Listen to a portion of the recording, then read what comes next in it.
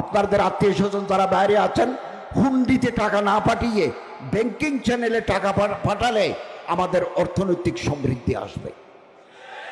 তবে আসার কথা হচ্ছে বিদেশে যারা আছেন তারা ব্যাংকিং চ্যানেলে টাকা পাঠাচ্ছেন। এটা আলহামদুলিল্লাহ গত মাসে 2.2 বিলিয়ন হয়েছে। আমাদের এই সরকার আলেমদের সাথে নিয়ে কাজ করতে আগ্রহী, তবে আমাদের সময় কম। আমরা ইন্টারিম গভর্নমেন্ট, অন্তর্বর্তীকালীন সরকার।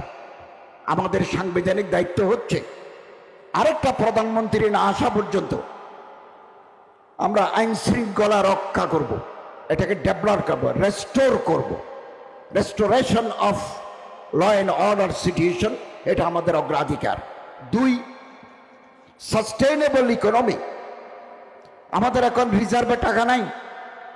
আমরা এমন এক সময়ে সরকারের দায়িত্ব